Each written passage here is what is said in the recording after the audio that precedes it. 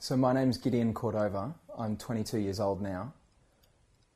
In October of 2008, my dad was diagnosed with motor neuron disease, and it started off a journey in which I came into contact with the notion of the need for voluntary euthanasia and physician-assisted dying for the first time. My dad, Robert, was born in New York City, and in 1977 he was hitchhiking down a road in Sardinia and he met my mum. And between one thing and another, he had 5 kids, of which I'm the youngest. And my dad was a pretty amazing guy. He spoke 7 languages and he worked as a marine biologist. He travelled all around the world. And whenever I was with him, I always felt safe because he was always so capable and so courageous, and he was a great storyteller and was always telling jokes.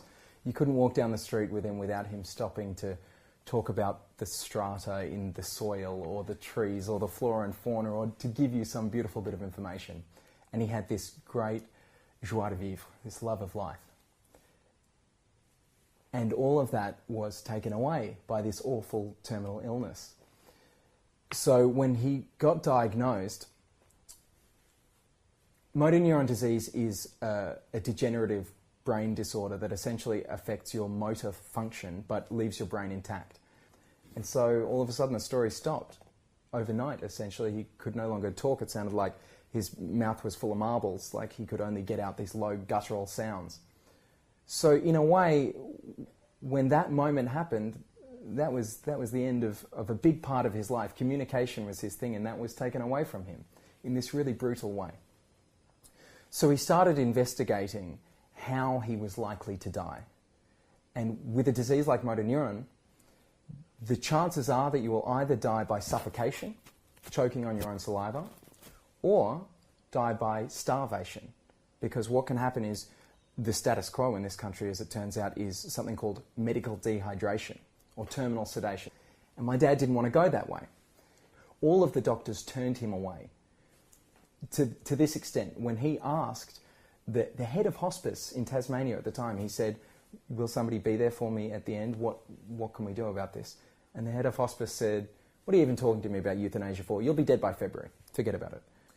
So what happened, because the doctors wouldn't talk to him, and he couldn't tell his family because he might have implicated them, and the charge is up to 14 years in prison if you're implicated in somebody's death. So the stakes are really high.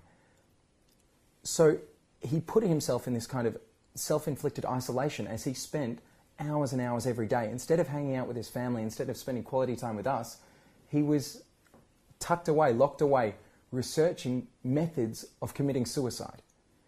On June 22nd in 2009, my father took his own life.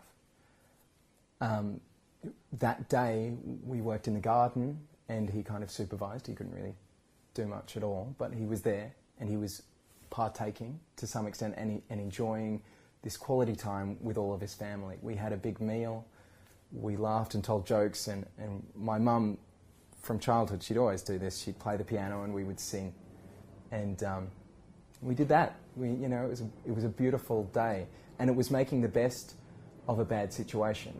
And my dad died at home in rural Tasmania, where he wanted to be with his family near him. And I think that anybody should be entitled to that if that's what they want. Once he had the medication in his possession, his spirits completely changed. He was given a new lease on life because he had the peace of mind, the confidence to know that if the suffering became too great, he had a way out. There were so many risks associated with the process of his death.